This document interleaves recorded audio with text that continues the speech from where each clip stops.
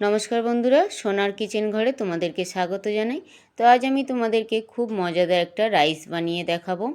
তো এই রাইসের ভিডিওটি যদি ভালো লাগে কমেন্ট করো, লাইক শেয়ার সাবস্ক্রাইব করে আমার পাশে থেকো। যারা এখনও পর্যন্ত আমার চ্যানেলটিকে সাবস্ক্রাইব করেছো তাদেরকে অসংখ্য অসংখ্য ধন্যবাদ। যারা আমার চ্যানেলটিকে এখনও সাবস্ক্রাইব করোনি, অনুরোধ রইল আমার চ্যানেলটিকে সাবস্ক্রাইব করে আমার পাশে থাকার জন্য। যারা আমার ফেসবুক পেজ থেকে দেখছো তাদের কাছে অনুরোধ রইল একটা লাইক দিয়ে আমার ফেসবুক পেজটা একটু ফলো করে দেওয়ার জন্য। তো এই বেগুন রাইস বানানোর জন্য এখানে দেখো আমি কিছু উপকরণ নিয়েছি। তার মধ্যে আমি এখানে দেখো একটু বিউলির ডাল নিয়েছি, একটু ছোলার ডাল নিয়েছি, একটু আমি শুকনো লঙ্কা নিয়েছি, একটু আমি গোটা জিরে নিয়েছি, একটু আমি মেথি দানা নিয়েছি, আর একটু আমি ধনে পাতা নিয়েছি, আর একটু আমি কারি পাতা নিয়েছি। তো সর্বপ্রথমে আমি যেটা করব, আমি এই উপকরণগুলো দিয়ে আমি একটা মশলা তৈরি করব। তার জন্য দেখো আমি গ্যাসের মধ্যে একটা প্যান বসিয়ে দিয়েছি। ওই প্যানটার মধ্যে আমি ডাল দুটো প্রথমে দিয়ে দিলাম। ছোলার ডালটা পরিমাণে একটু বেশি হবে, আর বিউলির ডালটা পরিমাণে কিন্তু একটু কম হবে। তো ডালগুলো আমি একটু হালকা ফ্রাই করে নেব গ্যাসে। প্রথমে ডাল আর লঙ্কাটা দিয়ে আমি হালকা একটু ফ্রাই করে নেব। গ্যাসটা কিন্তু কমিয়ে দিয়ে করতে হবে, গ্যাসটা বাড়িয়ে দিলে কিন্তু ডালটা পুরো পুড়ে যাবে, খেতে কিন্তু একদমই ভালো লাগবে না। তো ডালগুলো যেহেতু ভাজতে একটু সময় লাগে, যার জন্য আমি ডালটা একটু আগে দিয়ে দিলাম। তারপরে দেখো ডাল শুকনো লঙ্কাগুলো আমি একটু নাড়াচাড়া করে নিয়ে আমি বাকি উপকরণগুলো দেব।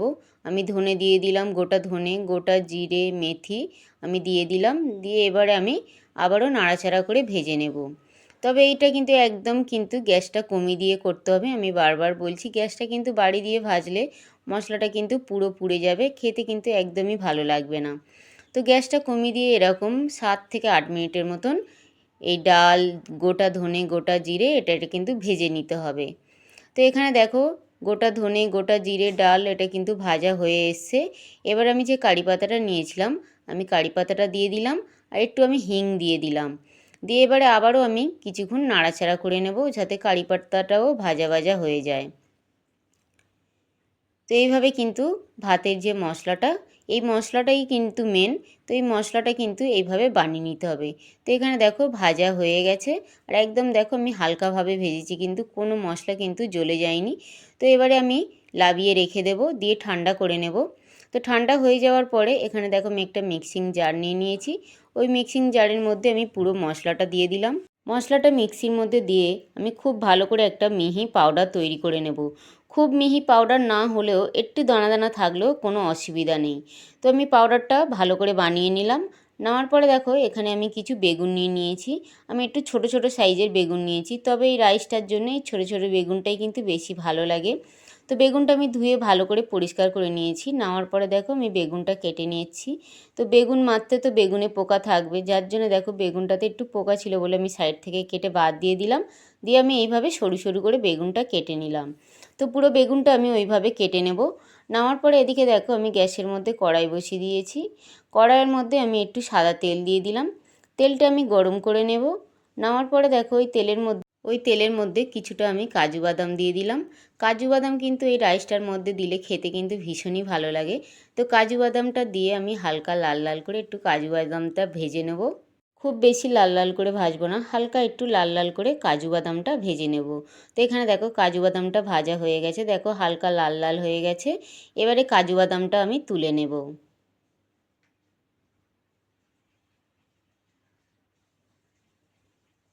রাইস তো তোমরা অনেক রকম খেয়েছো, আমার মতন হলেও এইভাবে একবার বানিয়ে খেয়ে দেখো, আশা করি তোমাদের ভীষণ ভীষণ ভালো লাগবে। তারপরে দেখো ওই কাজু বাদাম ভাজা তেলের মধ্যে আমি একটু ছোলার ডাল দিয়ে দিলাম। ছোলার ডালটা দিয়ে আমি একটু নাড়াচাড়া করে নেব। তো ছোলার ডালটা হালকা নাড়াচাড়া করে নেওয়ার পরে এখানে দেখো আমি একটু কালো সর্ষে, একটু গোটা জিরে আর একটা শুকনো লঙ্কা 2 টুকরো করে আমি দিয়ে দিলাম। দিয়ে খুব ভালো করে সমস্ত উপকরণগুলো আমি ভেজে নেব, হালকা লাল লাল করে আমি ভেজে নেব যতক্ষণ না জিরে থেকে একটা সুন্দর গন্ধ ছাড়ে। তো এখানে দেখো মশলাটা ভাজা হয়ে গেছে। এবার ওই মশলার মধ্যে আমি একটু পেঁয়াজ কেটে রেখেছিলাম লম্বা লম্বা করে। তবে পেঁয়াজটা কিন্তু আমি একদম পাতলা পাতলা করে কাটিনি, পেঁয়াজটা একটু আমি মোটা মোটা করে কেটেছি। ওই পেঁয়াজটা আমি দিয়ে দিলাম। আর একটু আমি কারি পাতা দিয়ে দিলাম। দিয়ে আবারও আমি খুব ভালো করে পেঁয়াজটা ভেজে নেব। তবে পেঁয়াজটা কিন্তু একদম লাল লাল ভাজবো না, হালকা করে একটু আমি ভেজে নেব, যাতে পেঁয়াজের যে কাঁচা গন্ধটা ওটা চলে যায়। তারপরে দেখো আমি যে বেগুনটা কেটেছিলাম সরু সরু করে, ওই বেগুনটা আমি দিয়ে দিলাম। দিয়ে পেঁয়াজের সঙ্গে এবারে বেগুনটা আমি খুব ভালো করে ভেজে নেব, যাতে বেগুনটা খুব ভালোভাবে সিদ্ধ হয়ে যায়। তো বেগুনটা দেখো পেঁয়াজের সঙ্গে আমি খুব ভালো করে মিশিয়ে নিলাম।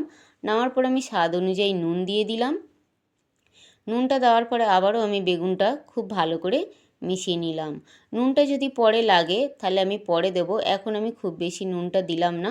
তো নুনটা দেওয়ার পরে আমি খুব ভালো করে মিশিয়ে নিয়ে আমি কিছুক্ষণের জন্য ঢাকা দিয়ে রেখে দিলাম, যাতে বেগুনটা খুব ভালোভাবে সিদ্ধ হয়ে যায়।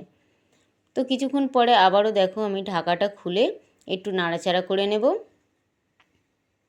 তবে বেগুনটা কিন্তু হালকা হাতে নাড়াতে হবে, যাতে বেগুনটা ভেঙে ভেঙে না যায়, আর বেগুনটা যাতে খুব বেশি গলা গলা না হয় সেইভাবে কিন্তু বেগুনটা নাড়াচাড়া করে নিতে হবে। তারপরে দেখো আমি একটু এই বেগুনের মধ্যে আমি একটু গুড় দিয়ে দিলাম, আর একটু আমি তেঁতুলের পাল্প দিয়ে দিলাম। তেঁতুলের আমি পাল্পটা এইভাবে বার করে গাঢ় করে রেখে দিয়েছিলাম, আমি সেই তেঁতুলের পাল্পটা দিয়ে দিলাম। দিয়ে আবারও আমি খুব ভালো করে বেগুনের সঙ্গে এই গুড় আর তেঁতুলের পাল্পটা আমি মিশিয়ে নেব। খুব ভালো করে মিশিয়ে নিতে হবে এই বেগুনের সঙ্গে, যাতে বেগুনটার গায়ের মধ্যে মশলাটা খুব ভালো করে ধরে। সেইভাবে কিন্তু দেখো খুব ভালোভাবে আমি মিশিয়ে নিয়েছি। নেওয়ার পরে দেখো আমি সেই যে পাউডারটা বানিয়ে রেখেছিলাম, ডাল, গোটা ধনে, গোটা জিরে, যে পাউডারটা আমি বানিয়ে রেখেছিলাম, আমি ওই পাউডারটা দিয়ে দিলাম। দিয়ে আবারও আমি খুব ভালো করে বেগুনের সঙ্গে মিশিয়ে নেব। নিয়ে আমি কিছুক্ষণ ছেড়ে দেব, যাতে মশলাটা পুরো বেগুনটা টেনে নেয়। তো দেখো কিছুক্ষণ পরে আবারও আমি ফিরে এসেছি, আবারও আমি হালকা হাতে বেগুনটা নাড়াচাড়া করে দিলাম। দেখো বেগুনগুলো কিন্তু একটাও ভাঙেনি, আর এখানে আমি একটা বেগুন দেখছি যে ভালোভাবে সিদ্ধ হয়েছে কিনা। বেগুনটা ভালোভাবে সিদ্ধ না হলে তোমরা কিন্তু তেঁতুলের রসটা দিতে পারবে না। তেঁতুলের রসটা দিলে বেগুনটা কিন্তু শক্ত হয়ে যাবে, তখন কিন্তু আর খেতে ভালো লাগবে না। তো এখানে দেখো বেগুনটা তো পুরো রেডি হয়ে গেছে। এবার দেখো আমি আগে দিয়ে আমি একটু ভাত বানিয়ে রেখেছিলাম, তবে এটা আমি গোবিন্দভোগ চাল দিয়ে ভাত বানিয়েছি। গোবিন্দভোগ চাল দিয়ে ভাতটা বানালে এই বেগুনের রাইসটা কিন্তু খেতে ভীষণই ভালো লাগে। তো এখানে দেখো আমি গোবিন্দভোগ চালের ভাতটা ঠান্ডা করে নিয়ে আমি এই বেগুনের মধ্যে মিশিয়ে দিলাম। দিয়ে আমি কিছুক্ষণ খুব ভালো করে এইভাবে কিন্তু মশলার সঙ্গে বেগুনের সঙ্গে মিশিয়ে নিতে হবে, যাতে ভাতটার মধ্যেও মশলাটা খুব ভালোভাবে ঢোকে।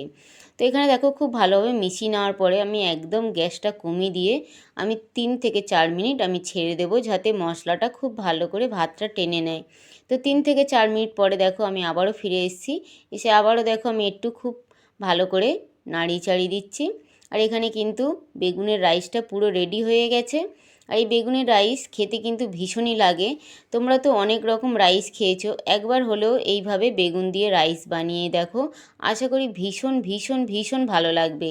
তারপরে দেখো আমি যে বাদামটা ভেজে রেখেছিলাম, আমি ওই কাজু বাদামটা দিয়ে দিলাম। দিয়ে আবারও খুব ভালো করে আমি মিশিয়ে নিলাম।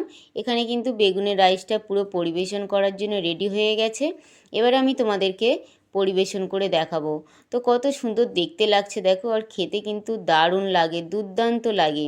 তো এবার কিন্তু পরিবেশন করার জন্য পুরো রেডি। এবার আমি তোমাদেরকে পরিবেশন করে দেখাবো। তো তার জন্য দেখো এখানে আমি একটা প্লেট নিয়ে নিয়েছি, নিয়ে দেখো আমি পরিবেশন করে দিচ্ছি। এই বেগুনের রাইসটা তোমরা খেয়ে তারপরে আমাকে কমেন্ট করে জানাবে যে এই বেগুনের রাইসটা কেমন লাগলো।